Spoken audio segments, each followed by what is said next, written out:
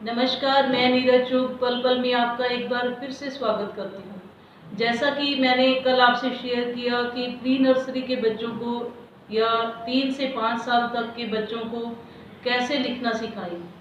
Lockdown के चलते जो बच्चे बहुत छोटे हैं उनको कैसे स्टडी करवाई जाए। बड़े बच्चे अपने आप पढ़ सकते हैं या जो उन्हें ऑनलाइन काम दिया जाता है उससे वो कर लेते हैं, लेकिन जो बिल्कुल छोटे बच्चे हैं 3 से 5 साल तक की एज के जो बच्चे हैं, प्री नर्सरी के बच्चे हैं, वो अपने आप घर पे काम नहीं कर पाते और ना ही पेरेंट्स से काम करते हैं। पेरेंट्स के लिए भी ये सबसे बड़ी दिक्कत वाली बात होती है कि कैसे इतने छोटे बच्चे को काम करवाएं, कैसे उन्हें पेंसिल होल्ड करना सिखाएं या कैसे स्टेप बाय स्टेप उनको किस टाइप से बच्चे को वर्क करना सिखाया जाए।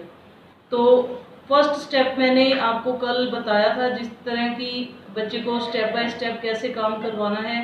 तो फर्स्ट स्टेप मैंने उसमें से आपको सिखाया था कि फर्स्ट ऑफ ऑल बच्चे को स्लीपिंग लाइन, स्लैंडिंग लाइन और कर्व वगैरह कैसे सिखाएंगे। तो आइए आज की क्लास स्टार्ट करते हैं।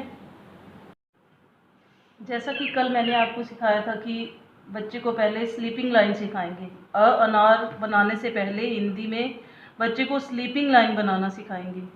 तो ये स्लीपिंग लाइन बच्चे को जैसे हाथ पकड़ कर करवाएं या अगर पेंसिल होल्ड करनी आ रही है बच्चे को तो ये अपने आप उसको बता देंगे कि इस डॉट से इस डॉट तक मिलाना है। तो फर्स्ट ऑफ ऑल हमने बच्चे को ये सिखाया। तो यही स्लीपिंग लाइन बच्चे को 3 से 4 दिन तक बच्चे की कैचिंग पावर के अकॉर्डिंग 3 से 4 दिन तक या फिर मैक्सिमम हम 1 वीक भी करवा सकते हैं। बच्चा स्लीपिंग लाइन अगर करना बनाना सीख जाता है तो उसके बाद हम बच्चे को ये सिखाएंगे कि जैसे हमने अनार बनाना है, इस तरह से ये शेप होती है हमारी अनार की।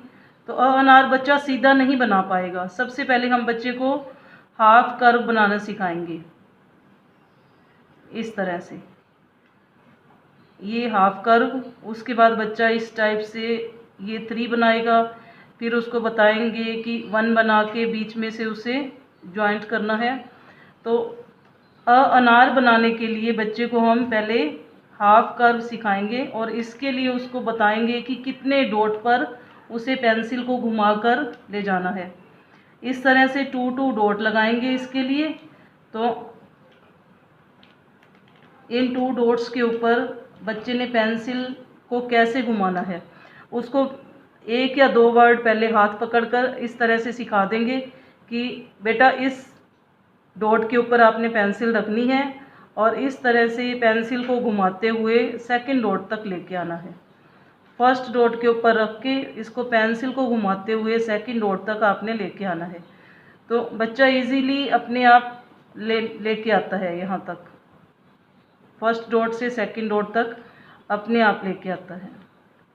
इससे वो इजीली हाफ कर्व बनाना सीख जाता है, मतलब अनार बनाने की स्टार्टिंग करता है। इसके बाद मैथ्स में जैसे 1 बच्चे ने लिखा था कल, 1 लिखने में बच्चा 2 डॉट्स के ऊपर ये कई दिन तक बच्चा 1 बनाना सीखता है। मैक्सिमम 1 वीक में बच्चा 1 बनाना सीख जाता है।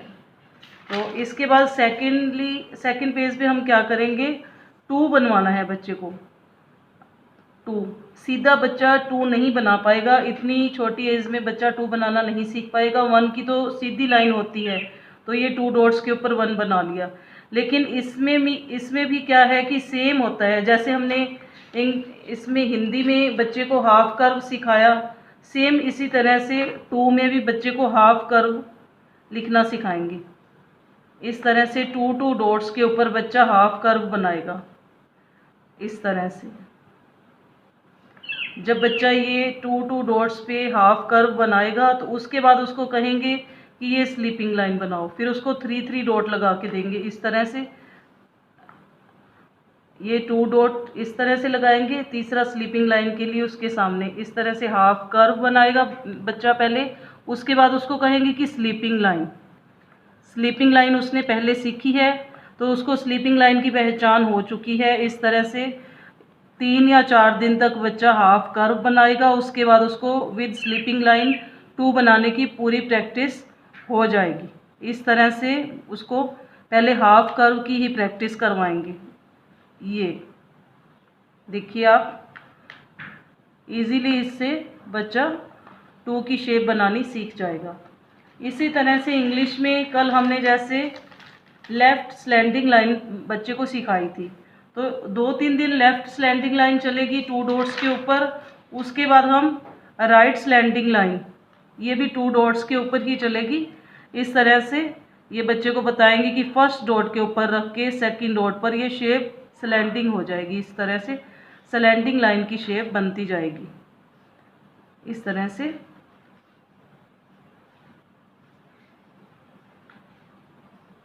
स्लैंटिंग लाइन, ये लेफ़्ट और राइट स्लैंटिंग लाइन अगर बच्चा बनाना सीख जाता है तो इसके बाद ए फॉर एप्पल की शेप बनाना बच्चा इजीली सीख जाता है।